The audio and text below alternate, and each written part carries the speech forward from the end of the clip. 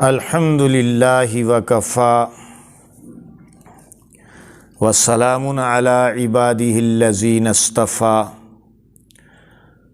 خصوصاً علی سید الرسل وخاتم الانبیاء اما بعد فاعوذ باللہ من الشیطان الرجیم بسم اللہ الرحمن الرحیم لقد کان لکم فی رسول اللہ اسوۃ حسنہ صدق اللہ العظیم وصدق رسولہ النبی الکریم والصلاة والسلام علی سید الانبیاء والمرسلین وعلی آلہ واصحابہ اجمعین برحمتک یا ارحم الراحمین۔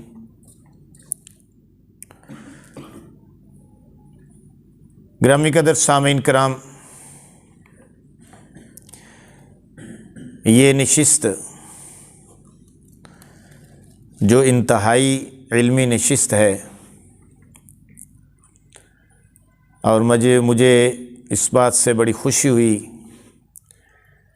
کہ قاری عثمان صاحب نے سیرت النبی صلی اللہ علیہ وسلم کو پڑھانے کا بیڑا اٹھایا ہے۔ سیرت دراصل ایک اتھاہ سمندر ہے اور جتنے اس کے اندر کو غوطے لگائے گا اتنے ہی قیمتی موتی پائے گا۔ آج ہم سیرت اور مطالعہ سیرت کی اہمیت پر بات کریں گے۔ اللہ سے دعا ہے کہ اللہ شرح صدر سے بیان کرنے کی توفیق عطا فرمائے۔ سیرت النبی کی ضرورت اس لیے ہے کہ اللہ نے قرآن میں حکم دیا اطیعوا اللہ و اطیعوا الرسول، دوسری جگہ فرمایا اطیعوا الرسول فقد اطاع اللہ، ایک جگہ اور فرمایا ان کنتم تحبون اللہ فاتبعونی یحببکم اللہ۔ اس طرح کے اور بہت سارے احکامات ہیں۔ ان سارے احکامات کو اگر دیکھیں اور سمجھیں تو پتہ یہ چلتا ہے کہ قرآن مجید کے یہ احکامات ہمیں حضور علیہ الصلاۃ والسلام کی سنت اور سیرت کو اپنانے کا حکم دے رہے ہیں۔ یعنی سیرت کو اپنانا، سنت کو اختیار کرنا گویا اللہ کا حکم ہے۔ جب اللہ فرما رہے ہیں کہ ہم نے آپ کو جہاں بھر کے لوگوں کے لیے نمونہ بنا کر بھیجا ہے، لقد کان لکم فی رسول اللہ اسوۃ حسنہ، تمہارے لیے رسول پاک صلی اللہ علیہ وسلم کی زندگی میں حیات طیبہ میں بہترین نمونہ ہے۔ یعنی آپ کو اللہ نے ہمارے لیے رول ماڈل قرار دے دیا ہے کہ آپ کو ہم دیکھیں اور آپ کی حیات طیبہ کو اپنائیں۔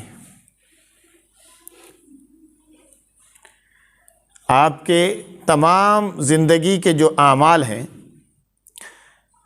جو سنتوں کی شکل میں ہمارے سامنے موجود ہیں، تو ان سب کو اپنائیں۔ مثلاً اس موقع پر تھوڑی سی وضاحت یہ کر دوں کہ آپ صلی اللہ علیہ وسلم نے نماز کس طرح پڑھی، جیسا کہ آپ کا فرمان ہے کہ مجھے جس طرح نماز پڑھتا ہوا دیکھو اسی طرح نماز پڑھو، صلو کما رأیتمونی اصلی، جس طرح مجھے نماز پڑھتا ہوا دیکھو اسی طرح تم بھی نماز پڑھو۔ تو حضور علیہ الصلاۃ والسلام کی ایک ایک ادا، ایک ایک سنت قابل عمل ہے، اس لیے تو اللہ نے حکم دیا ہے۔ اب صحابہ کرام نے آپ صلی اللہ علیہ وسلم کی سنتوں کو اپنایا۔ ان کو کتابی شکل میں تو سیرت کے مطالعے کی ضرورت نہیں تھی نا، حضور علیہ الصلوۃ والسلام تو ان کے سامنے تھے، تو وہ تو ڈائریکٹ مطالعہ کر رہے تھے نا، آپ کی شخصیت کا، آپ کے اعمال کا، آپ کے اخلاق کا، آپ کے اطوار کا، آپ کے انداز کا، آپ کے اٹھنے کا، بیٹھنے کا، چلنے کا، پھرنے کا، سونے کا، جاگنے کا، کھانے کا، پینے کا، خوشی کا، غمی کا، شادی کا، بیاہ کا، سب ڈائریکٹ لے رہے تھے نا آپ سے علم۔ اب ہم جو ہیں، ہمارے سامنے رسول پاک صلی اللہ علیہ وسلم کی ذات اقدس نہیں ہے، ہم کس طرح آپ کی سیرت کو اپنائیں، ہم کس طرح لقد کان لکم فی رسول اللہ اسوۃ حسنہ پر عمل پیرا ہو جائیں؟ تو ہم سیرت کا مطالعہ کریں گے نا، ہمیں سیرت سے پتہ چلے گا کہ حضور صلی اللہ علیہ وسلم کی حیات طیبہ تھی کیا۔ جب ہمیں پتہ چلے گا تو ہم اپنائیں گے، جب اپنائیں گے تو اللہ کا حکم پورا ہوگا۔ اچھا، یہاں پہ ایک بڑی عجیب بات ہے، عجیب نقطہ ہے کہ اللہ نے حکم دیا آپ کی اطاعت کا اور آپ کی حیات طیبہ کو اسوہ حسنہ قرار دیا، ہمارے لیے رول ماڈل قرار دیا، تو اللہ نے آپ کی اطاعت کا حکم دیا ہے، تو حکم پر عمل پیرا ہم تبھی ہوں گے کہ حضور علیہ الصلوۃ والسلام کی حیات طیبہ ہمارے سامنے ہو، آپ کی سیرت ہمارے سامنے ہو۔ تو پھر محفوظ رکھنا کس کی ذمہ داری ہے؟ جس نے حکم دیا ہے۔ یہ بڑے پوائنٹ کی بات کر رہا ہوں۔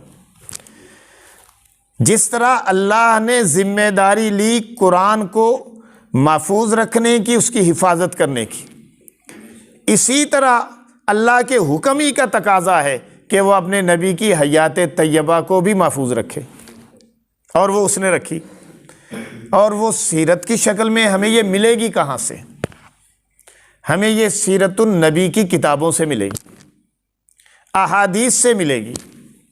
احادیث کے اندر بھی باقاعدہ ابواب ہیں، اور احادیث یوں سمجھ لیں کہ سیرت ہی کی کتابوں کی ایک دوسری شکل ہے، جہاں آپ صلی اللہ علیہ وسلم کے اعمال کو، آپ کی احادیث کو جمع کر دیا گیا ہے۔ احادیث کے اندر سیاستہ ایک بڑا مستند ذخیرہ احادیث ہے، سیاستہ، اس کے علاوہ بھی ہیں بہت ساری احادیث کی کتابیں جو بڑی مستند ہیں۔ اب حضور علیہ الصلوۃ والسلام کی سیرت ان میں بھی موجود ہے، اور باقاعدہ سیرت کی علیحدہ کتابیں بھی ہیں۔ اور یہ بات بھی سن لیں کہ احادیث کی کتابیں بعد میں لکھی گئیں، پہلے آپ صلی اللہ علیہ وسلم کی سیرت لکھی گئی ہے، اور سیرت میں بھی پہلے مغازی لکھے گئے، مغازی کی کتب لکھی گئی، یعنی آپ کے غزوات کی کتب، جو آپ کے غزوات کے واقعات پر مبنی تھی۔ پھر آپ کی حیات طیبہ کو، آپ کے شب و روز کو، آپ کے شب و روز کے اعمال کو سیرت النبی کے عنوان سے کتابی شکل دے دی گئی۔ ہمارے ہندوستان میں، پاک و ہند میں، پاکستان ہندوستان میں، یوں سمجھ لیں بر صغیر میں، علامہ شبلی نعمانی نے سیرت النبی کی بڑی جامع کتابیں لکھی۔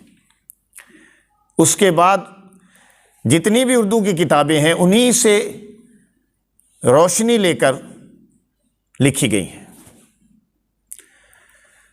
تو میں یہ کہنا چاہتا ہوں، یہ میں سمجھانا چاہتا ہوں کہ سیرت النبی، حضور علیہ الصلوۃ والسلام کے اخلاق، اعمال ہمیں کہاں سے ملیں گے؟ سیرت النبی سے۔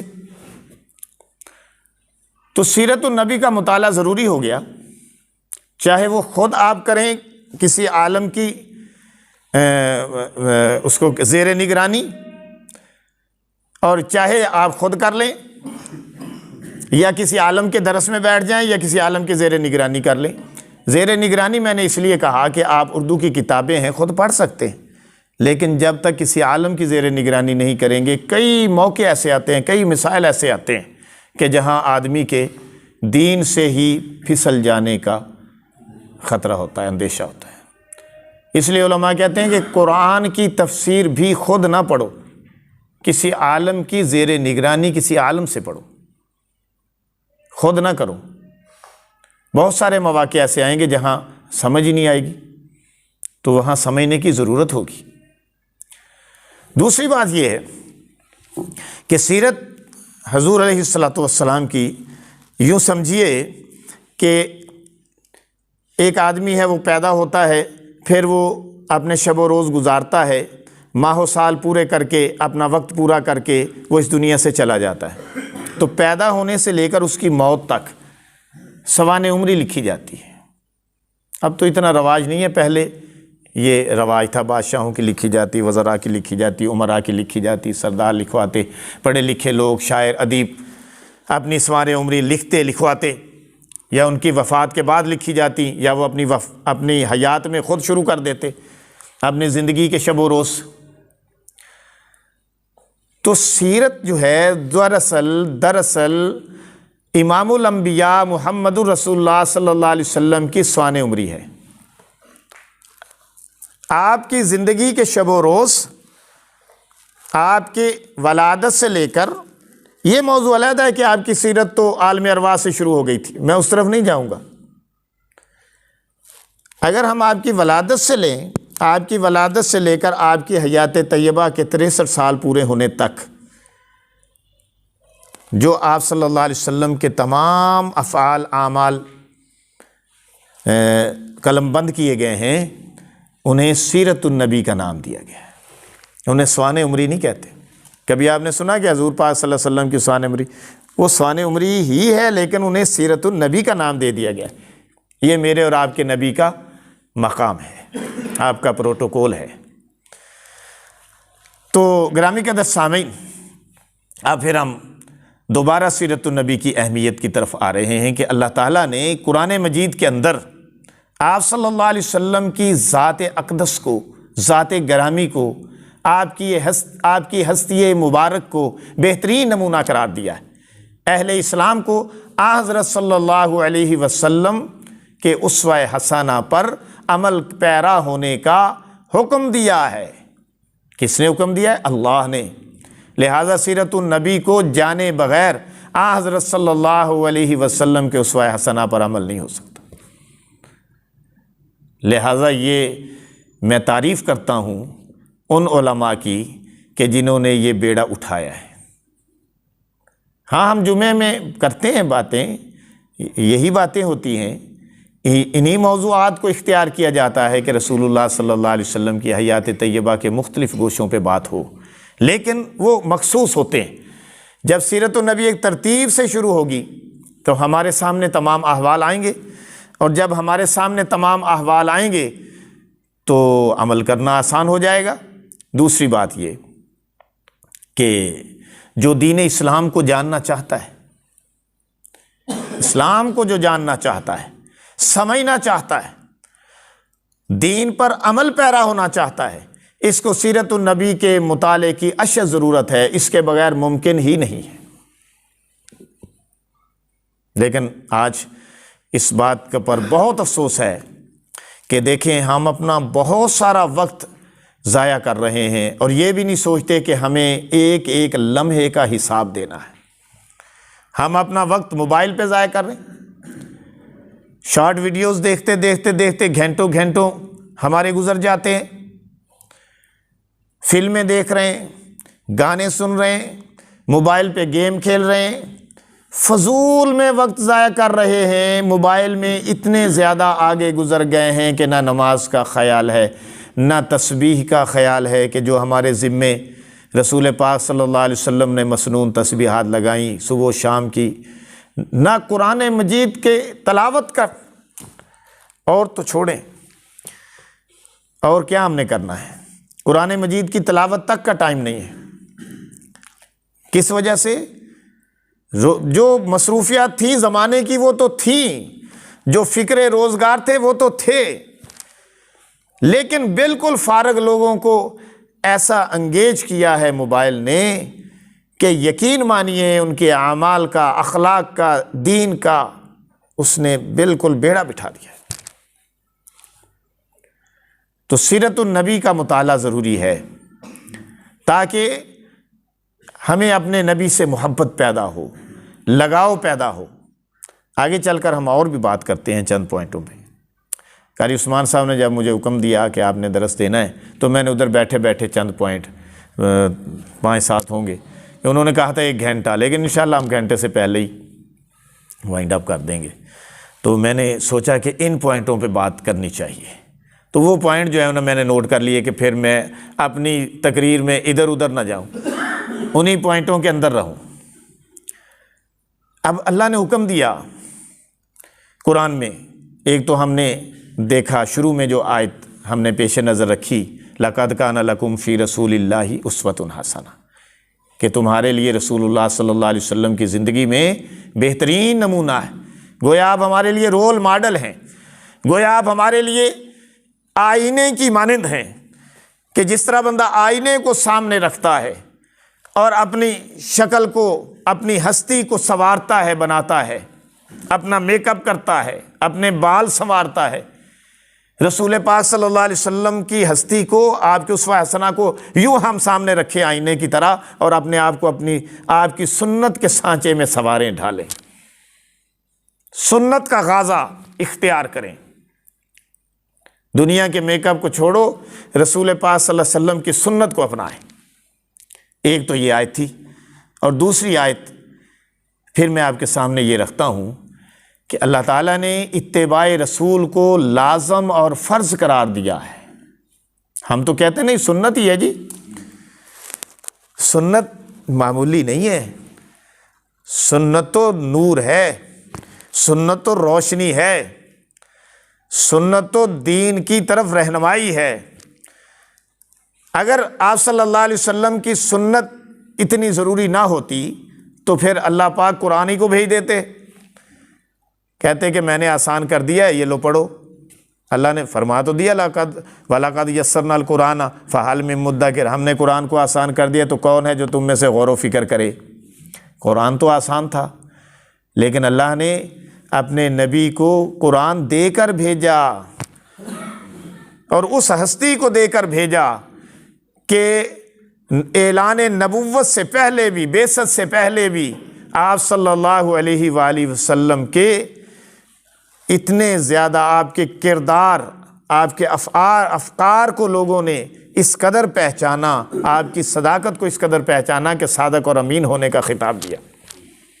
اس ہستی کو اللہ نے ان کی طرف نبی بنا کر بھیجا، اور پھر اس ہستی کے شب و روز کو، اعمال کو اللہ نے اسوہ حسنہ قرار دینا ہی تھا۔ تو سنتیں ایک نور ہیں جو ہمیں قرآن کے مطالعے اور عمل پیرا ہونے کے لیے بھی روشنی فراہم کرتی ہیں۔ یہ بات یاد رکھیں، ایسا نور ہے کہ جو مطالعہ قرآن کے لیے بھی ہمیں روشنی فراہم کرتی ہے۔ اب دیکھیں نا، ہم نے کس چیز کا مطالعہ کرنا۔ اب میں آپ کے سامنے بیٹھا ہوں اور میرے سامنے کتاب پڑی ہے، اب مجھے مطالعے کی ضرورت ہے، آپ یہ لائٹیں بند کر دیں تو میں مطالعہ کر سکتا ہوں؟ نہیں کر سکتا۔ بالکل اسی طرح اگر انسان کے اندر کی روشنی نہیں ہوگی تو انسان قرآن کو سمجھ نہیں سکے گا، اور سنت اندر روشنی فراہم کرتی ہے۔ تو اللہ نے کیا فرمایا؟ اللہ نے فرمایا ان کنتم تحبون اللہ فاتبعونی یحببکم اللہ، اگر تم یہ چاہتے ہو کہ اللہ تم سے محبت کرے، اگر تم یہ چاہتے ہو، دیکھو اللہ نے کیسی شرط لگائی۔ ہم تو اللہ سے محبت کرتے ہی ہیں، ہماری یہ کوشش ہے، ہمارا یہ عقیدہ ہے، ہم یہ چاہتے ہیں کہ اللہ ہم سے محبت کرے۔ بے شک یہ ہمیں سوچ کبھی نہیں آئی، دنیا کے بھول بھلیوں میں اتنے گم ہو گئے کہ یہ ہمیں سوچ ہی نہیں کبھی آئی کہ اللہ ہم سے محبت کرے، ہم اللہ سے محبت کریں۔ ہاں جی، اللہ کے معراج انسانیت ہی یہی ہے، مقصد انسانیت ہی یہی ہے، ہاں جی، مقصد تخلیق انسانیت ہی یہی ہے۔ تو اللہ نے فرمایا کہ اگر تم مجھ سے محبت کرنا چاہتے ہو، میں تم سے محبت کروں، تم مجھ سے محبت کرو، اور تم یہ چاہتے ہو کہ تمہارا اللہ، تمہارا خدا، تمہارا خالق، رازق، مالک تم سے محبت کرنے لگے، تو ایک شرط ہے۔ دیکھو کیسی شرط اللہ نے رکھی، آپ سنیں گے حیران ہو جائیں گے۔ یا اللہ وہ کون سی شرط ہے؟ فرمایا میرے نبی کی زبان سے ہی سنو، قرآن سے سنو، پر میرے نبی کی زبان سے سنو۔ ان کنتم تحبون اللہ، اے پیغمبر ان سے فرمائیے فاتبعونی، پھر میری پیروی کرو، فاتبعونی، پھر میری پیروی کرو، یحببکم اللہ، اللہ تم سے محبت کرنے لگے گا۔ تو جس کو اللہ کی محبت حاصل ہو گئی، بتائیے اسے اور کیا چاہیے؟ اسے تو دنیا بھی مل گئی، آخرت بھی مل گئی، اسے دنیا اور آخرت کی تمام کامیابیاں مل گئیں، وہ دنیا کے جھنجھٹوں سے بچا لیا گیا اور کامیاب بنا دیا گیا، اور آخرت میں جنت کا وارث بنا دیا گیا۔ تو یہ اللہ نے شرط لگائی کہ یحببکم اللہ، فاتبعونی یحببکم اللہ، میری پیروی کرو، اللہ تم سے محبت کرنے لگے گا۔ تو اللہ کی محبت کے لیے، اللہ کی محبت حاصل کرنے کے لیے اللہ نے اپنے پیغمبر امام الانبیاء صلی اللہ علیہ وسلم کی اتباع کو لازم قرار دے دیا ہے۔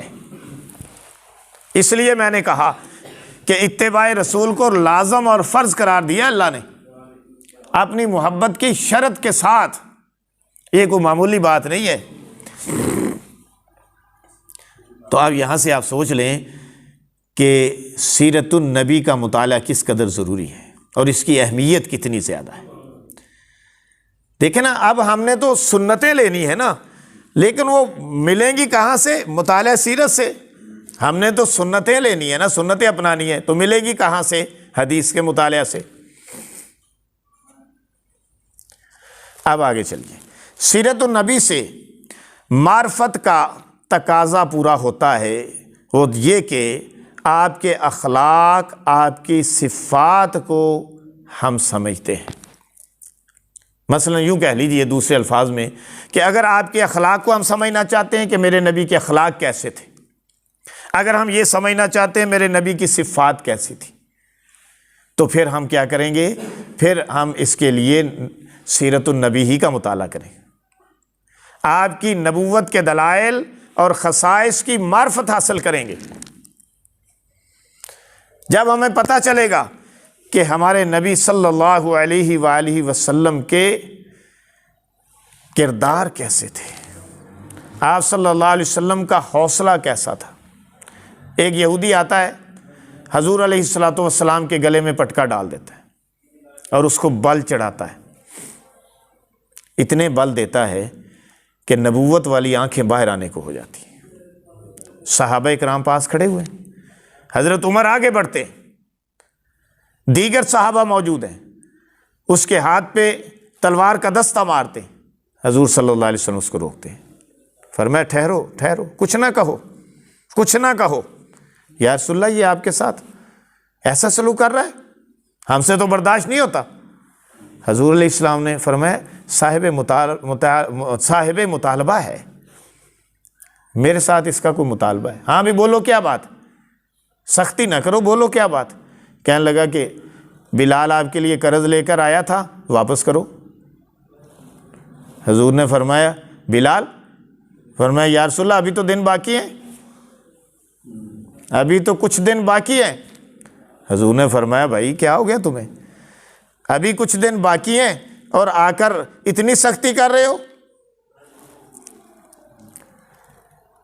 وہ کہنے لگا دراصل میرے اس عمل کا، میرے اس ایکشن کا مطلب اور تھا، وہ یہ ہے کہ میں نے اپنی کتابوں میں پڑھا ہے کہ وہ نبی آخری جو آئے گا تو اس کے اندر حوصلہ اتنا ہوگا کہ وہ گالی کا جواب گالی سے نہیں دے گا،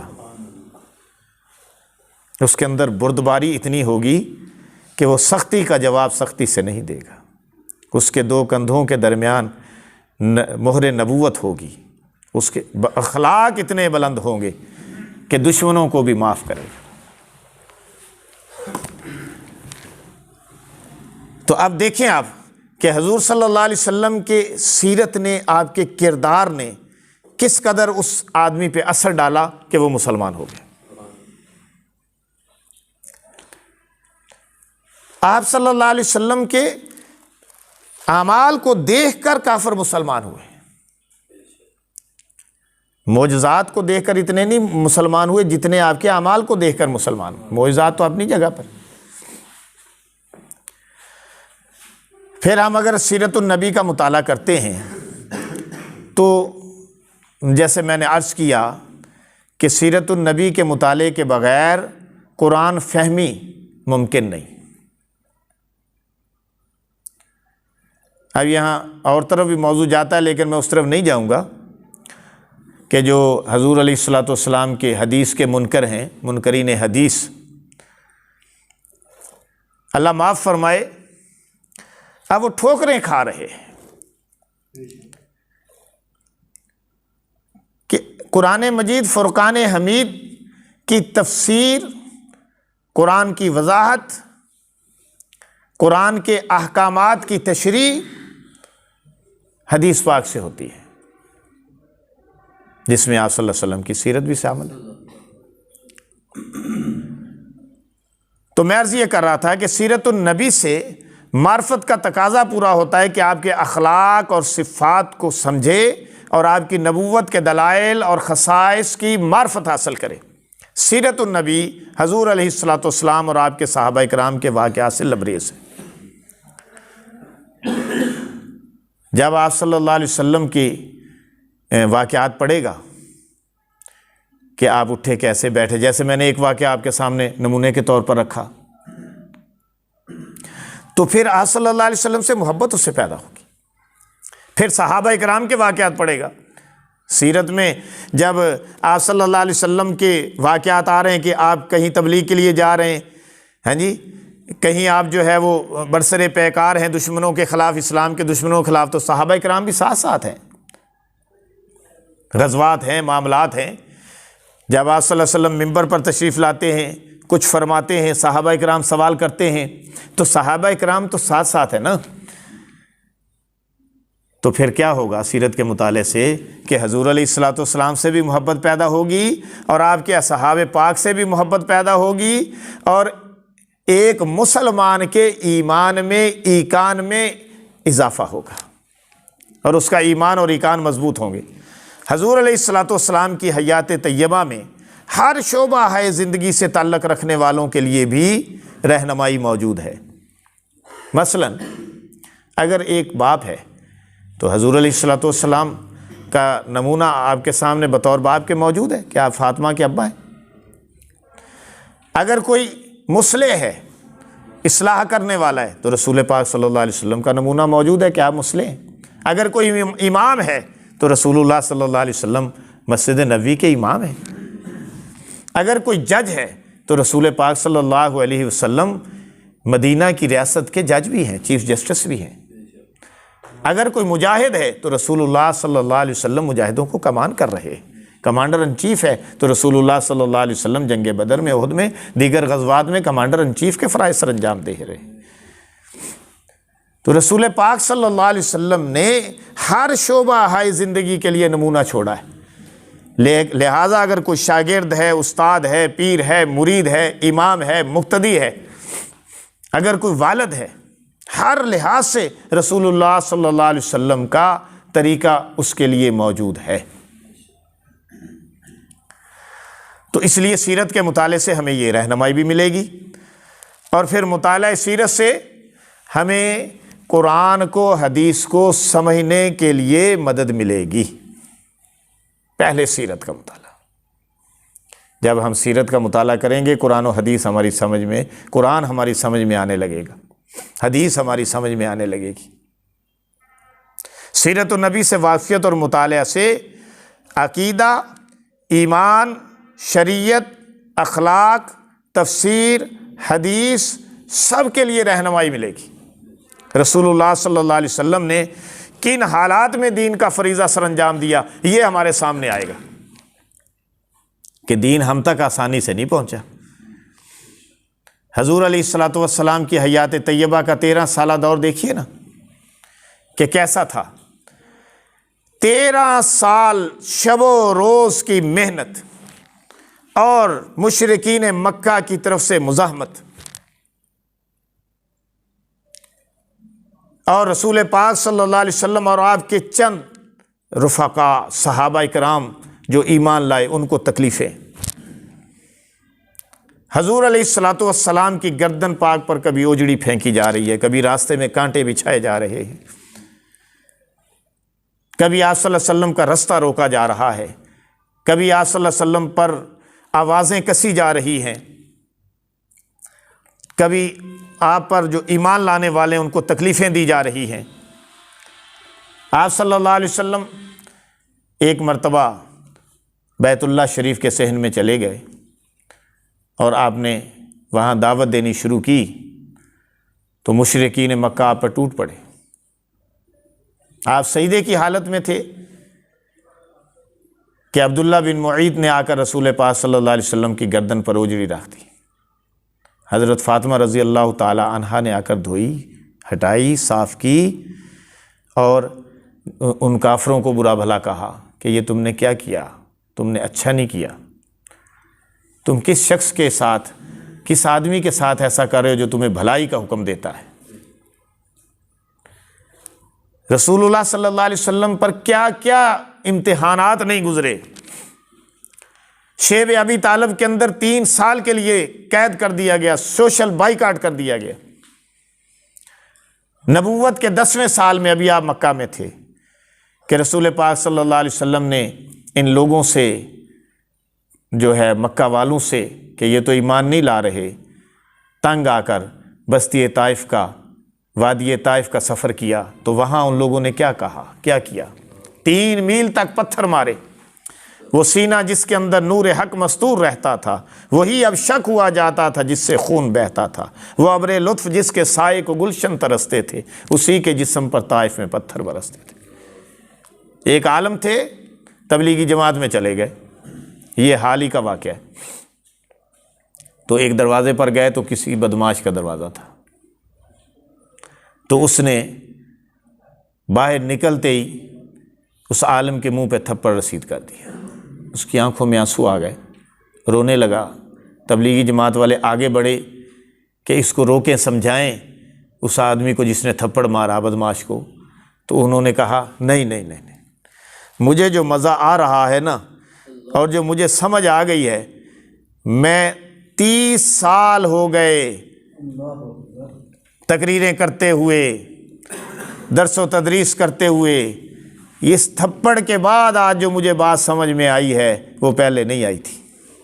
آؤ مسجد چلتے ہیں۔ وہ مسجد میں چلے، تھپڑ مارنے والے کو بھی اللہ نے ہدایت دی، وہ بھی پیچھے پیچھے آ گیا، اس کو احساس ہوا۔ تو مسجد میں جا کر پھر بیان کیا، وہ کہنے لگے، وہ عالم صاحب کہنے لگے کہ بستی طائف والا واقعہ بارہا میں نے بیان کیا، اس کی حقیقت مجھے آج سمجھ آئی جب میرے منہ پہ تھپڑ لگا ہے۔ تو سیرت کے مطالعے سے اس طرح انسان سمجھتا ہے کہ جب اس سے گزرے گا تو اپنے نبی کی تکالیف کا پتہ چلے گا، صحابہ کی تکالیف کا پتہ چلے گا کہ اسلام ہم تک پہنچا کیسے ہے، یہ فائدہ ہوگا۔ 13 سال کی شب و روز کی محنت، صرف 42 بندے مسلمان ہو 13 سال میں۔ پھر آپ مدینے آ گئے، مدینے ہجرت فرما گئے۔ مدینے آئے ہیں تو اللہ تعالیٰ نے پھر دروازے بھی کھول دیے، کھڑکیاں بھی کھول دیں، اسلام کے اللہ نے ہوائیں چلا دی۔ لیکن کفار نے پیچھا چھوڑا نہیں۔ غزوات مکے میں نہیں ہوا 13 سالوں میں، غزوات ادھر نہیں ہوئے، غزوات سارے مدینے میں ہوئے ہیں۔ پیچھے آ کے لڑ رہے تھے، غزوہ بدر میں آئے، غزوہ احد میں آئے، غزوہ خندق میں آئے، پھر آپ فتح مکہ میں آئے۔ پھر آپ کی جب باری آئی تو آپ فتح مکہ میں آئے۔ ساری آپ نے دفاعی جنگیں لڑی ہیں، آغاز آپ نے نہیں کیا کسی جنگ میں بھی، یہ بھی بات یاد رکھنے کی۔ تو رسول پاک صلی اللہ علیہ وسلم کے اعمال، افکار، کردار، آپ صلی اللہ علیہ وسلم کی سنتیں، آپ کا طریقہ ہے زندگی جو ہمارے لیے اپنانا ضروری ہے، جس کو اللہ نے لازم قرار دیا ہے اور حکم دیا ہے اطیعوا اللہ و اطیعوا الرسول، حتیٰ کہ یہاں تک فرما دیا اطیعوا الرسول فقد اطاع اللہ، جس نے ہمارے رسول کی اطاعت کی گویا اس نے اللہ کی اطاعت کی۔ تو رسول پاک کی اطاعت کو تو اللہ نے اپنی اطاعت قرار دی ہے۔ پوچھے بندہ ان منکرین حدیث سے کہ رسول پاک صلی اللہ علیہ وسلم کی اطاعت کے بغیر اللہ کا حکم کیسے پورا کرو گے؟ جو اللہ نے فرمایا اطیعوا الرسول فقد اطاع اللہ، جس نے رسول کی اطاعت کی اس نے اللہ کی اطاعت کی۔ مجھے ثابت کریں کہیں سے کہ پھر کدھر سے پورا کریں گے؟ قرآن مجید فرقان حمید اللہ کی کتاب ہے، لیکن اس کی تفسیر، اس کی تشریح رسول پاک صلی اللہ علیہ وسلم کی زبان اقدس سے ہوئی ہے، اور وہ آپ کی سیرت، آپ کی سنت، آپ کی حدیث ہے، اس کے بغیر ممکن نہیں۔ تو رسول پاک صلی اللہ علیہ وسلم سے ہمیں محبت پیدا ہو جائے، ہم آپ کی سنتوں کو اپنا لیں، ہم 100% دین پر چلنے والے بن جائیں، ہم 100% کامیاب بن جائیں، ہمیں ہمارے بچوں کے اندر، ہمارے اندر اور ہمارے بچوں میں دین آئے، ہماری فیملی میں دین آئے۔ ہمیں سیرت النبی کا مطالعہ کرنا ہے، کسی عالم کی نگرانی میں کرنا ہے، اور جہاں سیرت النبی کے جہاں جہاں درس شروع ہو رہے ہیں، جیسا کہ یہاں پہ درس شروع ہو گیا، تو الحمدللہ یہ بہت اچھی بات ہے۔ تو جہاں جہاں یہ دروس شروع ہیں وہاں اٹینڈ کریں سیرت النبی کے، ان دروس کو اٹینڈ کریں، تاکہ ہمارے اندر سنت کا نور ہو، اپنے نبی امام الانبیاء محمد رسول اللہ صلی اللہ علیہ وسلم سے محبت ہو، کیونکہ آپ اللہ کے محبوب ہیں اور ہمیں آپ سے محبت کرنی ہے، اور آپ کی محبت کا دروازہ سیرت النبی سے گزر کر جاتا ہے۔ اللہ نے اپنا محبوب ہمیں دیا ہے، اور یہ ہمارے لیے قابل فخر بات ہونی چاہیے۔ کوئی اپنا محبوب کسی کو دیتا ہے؟ اللہ نے اپنا محبوب ہمیں عطا کر دیا، اور فرمایا کہ اس میرے نبی، میرے محبوب صلی اللہ علیہ وسلم کی سنت کی پیروی کرو، اسی کے اندر تمہارے لیے نجات ہے۔ اللہ پاک مجھے اور آپ کو عمل کی توفیق عطا فرمائے۔ وآخر دعوانا ان الحمد للہ رب العالمین۔